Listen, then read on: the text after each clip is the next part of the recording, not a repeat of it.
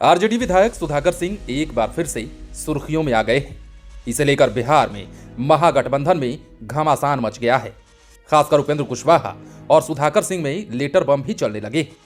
जबकि अभी बिहार में सत्ता परिवर्तन के महज 5 माह ही हुए हैं, लेकिन इतने कम समय में ही जेडीयू और आरजेडी नेताओं के बीच रिश्ते बिगड़ते जा रहे हैं। जगदानंद सिंह के बेटे सुधाकर सिंह महागठबंधन के लिए नासूर बनते जा रहे हैं। आरजेडी के लिए वो गले की फांस बनते जा रहे हैं और इसके पहले भी वो अपने बयानों से कई दफे उप मुख्यमंत्री तेजस्वी यादव के लिए असहज बन चुके हैं। बेटे को लेकर ही जगदानंद सिंह लगभग 2 माह तक पार्टी से नाराज चल रहे थे। उन्हें किसी तरह लालू यादव की पहल पर मनाया गया था। खुद तेजस्वी यादव ने अपने साथ अपनी गाड़ी में बिठाकर उन्हें कार्यालय पहुंचाया था। कुछ दिनों तक मामला ठीक रहा, लेकिन फिर से सुधाकर सिंह अपने पुराने रंग में आ गए हैं। वे नीतीश कुमार पर लगातार विवादित बयान दे रहे हैं और उन्हें मुंहतोड़ जवाब देते हुए उपेंद्र कुशवाहा ने तेजस्वी यादव तक को चेतावनी दे डाली है। दरअसल बिहार के पूर्व कृषि मंत्री सुधाकर सिंह सीएम नीतीश कुमार को लेकर तीखे शब्दों में हमला कर रहे हैं और उन्हें शिखंडी तक बता दिया है। जेडीयू नेता ही नहीं बल्कि महागठबंधन के सहयोगी जीतन राम मांझी ने भी तेजस्वी यादव से सुधाकर सिंह पर एक्शन लेने की मांग कर दी है। ऐसे में पूरे सियासी गलियारे की नजर तेजस्वी यादव पर लग गई है कि वे अब क्या कदम उठाते हैं, क्योंकि एक बार उनके कड़े तेवर के बाद सुधाकर सिंह को नीतीश कैबिनेट से बाहर का रास्ता दिखाया जा चुका है।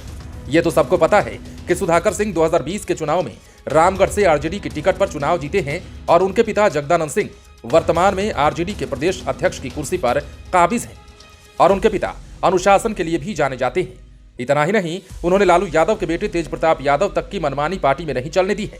ऐसे में वे भी अपने बेटे की वजह से अंदर ही अंदर तनाव में हैं। यदि हम थोड़ा फ्लैशबैक में जाते हैं तो पाते हैं कि जब सुधाकर सिंह नीतीश सरकार में कैबिनेट मंत्री थे, तब भी वे नीतीश सरकार पर लगातार हमले कर रहे थे। आपको वो दिन भी याद होगा जब बिहार में महागठबंधन की सरकार बनी थी। पॉलिटिकल एक्सपर्ट की माने तो उस दिन भी सुधाकर सिंह सुर्खियों में आ गए थे। तब मामला दब गया था। दरअसल 9 अगस्त को नीतीश कुमार एनडीए को बाय बाय करते हुए महागठबंधन खेमे में आ गए थे। उन्होंने राज्यपाल फागू चौहान को अपना इस्तीफा दे दिया था और इसके पहले आरजेडी और जेडीयू के अपने अपने विधायकों के साथ बैठक की थी। उसी में विधायकों की गिनती भी हो रही थी। मीडिया रिपोर्ट्स के अनुसार आरजेडी की बैठक में जब विधायकों की गिनती हो रही थी तो एक विधायक कम हो रहे थे। उस समय आरजेडी के पास 79 विधायक थे, जबकि एक अनंत सिंह की सदस्यता जुलाई में ही रद्द की जा चुकी थी। जब तेजस्वी यादव को पता चला कि एक विधायक कम है तो खोजबीन शुरू हुई कि बैठक में शामिल नहीं होने वाले विधायक आखिर हैं तो कौन। काफी देर के मंथन और मिलान करने के बाद यह पता चलता है कि बैठक में नहीं आने वाले कोई और नहीं बल्कि सुधाकर सिंह हैं। मीडिया रिपोर्ट्स के अनुसार तब मैसेंजर भेजकर सुधाकर सिंह को बुलाया गया, लेकिन कहा जाता है कि इसके बाद महागठबंधन के सभी विधायकों की बैठक हुई और नीतीश कुमार को महागठबंधन का नेता चुना गया। तो उस बैठक में सुधाकर सिंह नहीं गए। यह मामला किसी तरह मैनेज ही नहीं हुआ बल्कि उन्हें कैबिनेट में भी शामिल कर लिया गया। सुधाकर सिंह को कृषि विभाग दिया गया, लेकिन विवाद तब शुरू हो गया जब अपने ही विभाग को लेकर वे नीतीश कुमार से भिड़ गए। कहा जाता है कि उनका मन शुरू से ही नीतीश कुमार को लेकर खिन्न था, इसलिए मंत्री बनने के बाद से ही वे कुछ न कुछ वैसे बयान देते आ रहे थे जो गठबंधन धर्म के लिए सही नहीं थे। लेकिन सरकार बनने के चंद दिनों के बाद ही एक ऐसा बयान आया जो तेजस्वी यादव के साथ ही नीतीश कुमार को भी असहज कर गया। सुधाकर सिंह ने कहा कि कृषि विभाग में चोर भरे पड़े हैं और वे मंत्री होने के नाते चोरों के सरदार हुए। यह बयान आने के बाद सियासी गलियारे में हलचल तेज हो गई।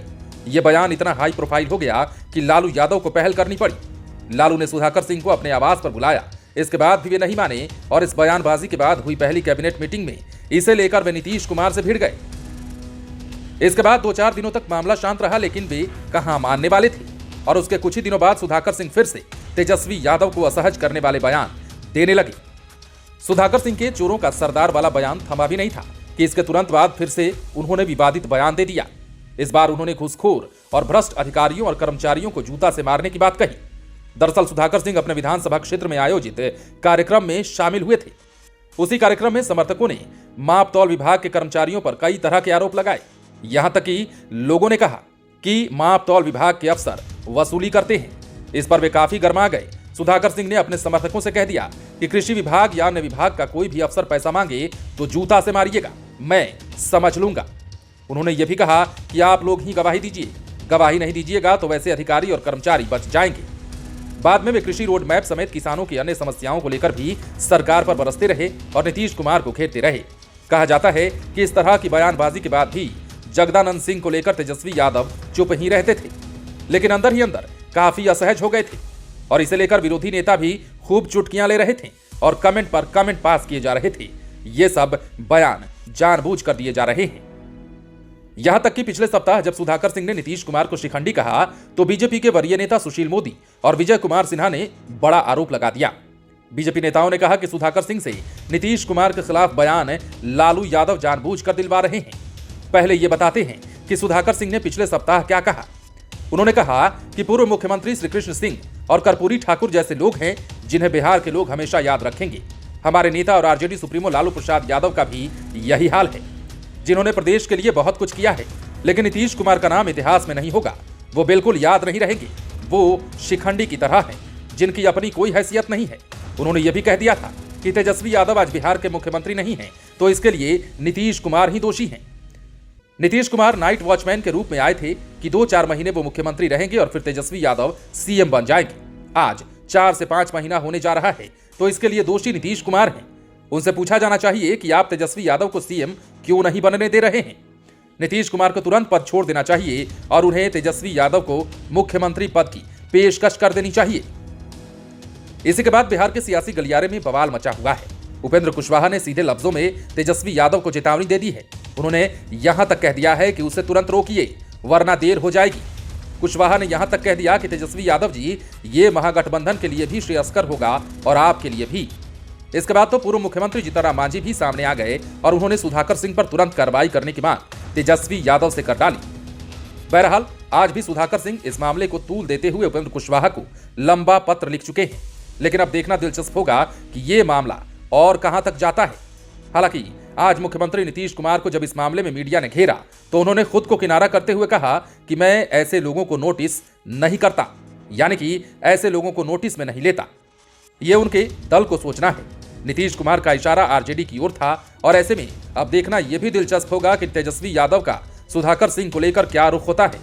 विरोधी तो ये भी चुटकी ले रहे हैं कि कहीं सुधाकर सिंह चाचा भतीजे के रिश्ते को ही ना तुड़वा दे।